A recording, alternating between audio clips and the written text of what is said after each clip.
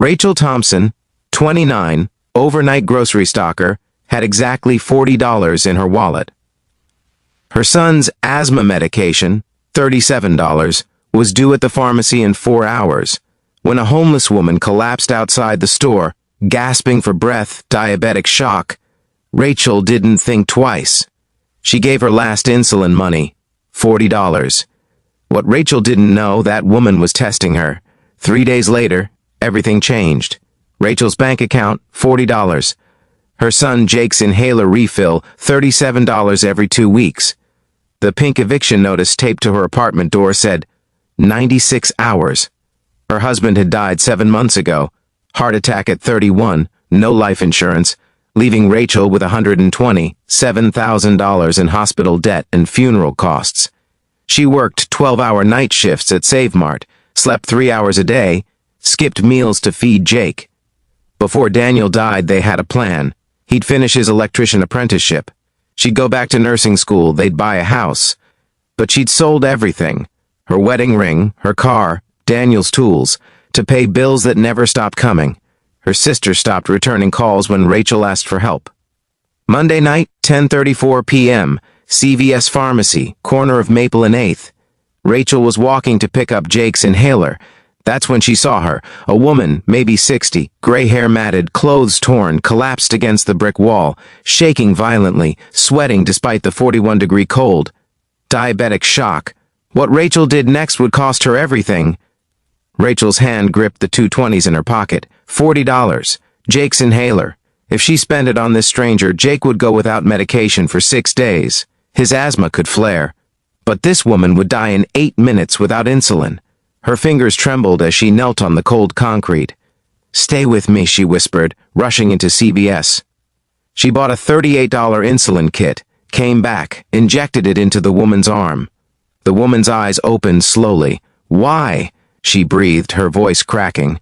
Rachel stood up, walked away, empty wallet, no inhaler for Jake. She sat in the CVS parking lot and sobbed. What had she just done? That decision would destroy her life in ways she never imagined. Tuesday morning, 6:47 a.m. Jake woke up wheezing, chest tight, oxygen dropping, 89%. Dangerous. Rachel had no inhaler, no money. The pharmacist shook his head. "We can't extend credit, ma'am." Jake was rushed to County Hospital ER. $30,200 bill added to her mountain of debt. Rachel's manager called. "You missed your shift again. That's your 3rd strike this month. You're terminated effective immediately." But the ER doctor, Dr. Hassan, quietly waived half the bill. "I've been where you are," he said softly. "Pay what you can." Wednesday. The eviction crew arrived, changed the locks at 2 p.m.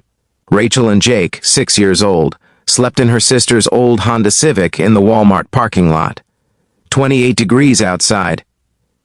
Jake coughed in the back seat, wrapped in every jacket they owned. Rachel stared at the fogged windshield. She'd given away their last money to save a stranger. Her son was suffering because of her choice. But she remembered the woman's eyes, the way they'd flickered with life, the gratitude. That had to mean something. It had to. Thursday, 9:12 a.m. Rachel's phone buzzed. Unknown number. She almost ignored it.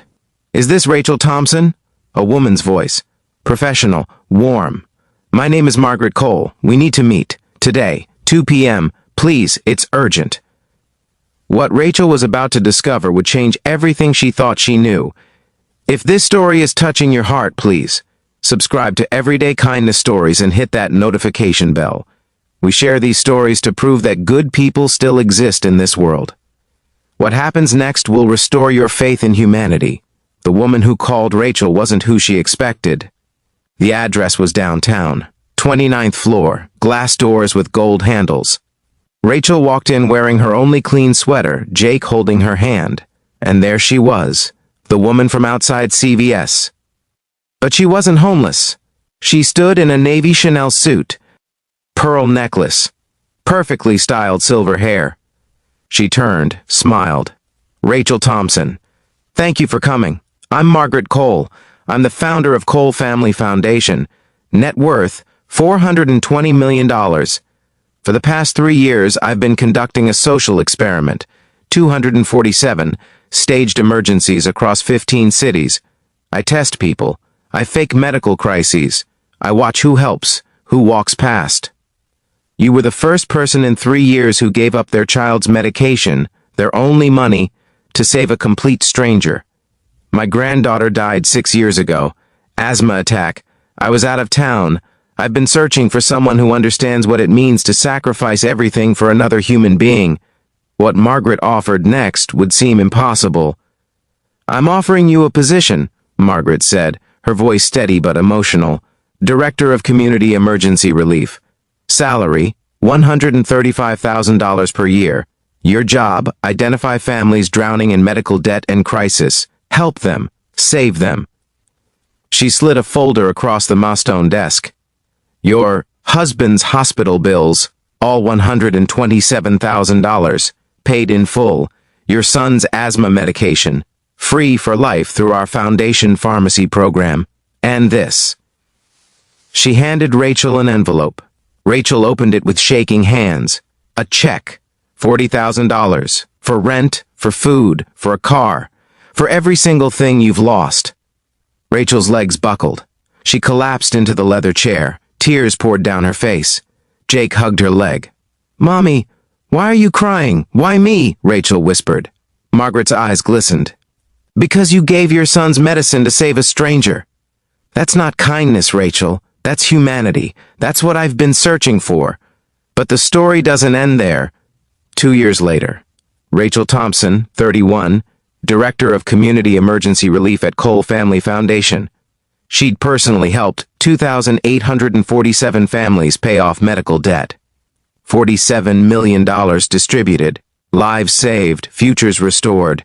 Jake, now 8, was healthy, thriving, top of his class. Rachel kept the CVS receipt from that night. $38 for emergency insulin. Margaret had it framed in the foundation's main lobby. A gold plaque beneath it read, "The $40 that started it all. One choice, one stranger, one act of selfless kindness led to thousands of families saved." Rachel looked at it every single morning before work. A reminder. She'd lost everything that Monday night.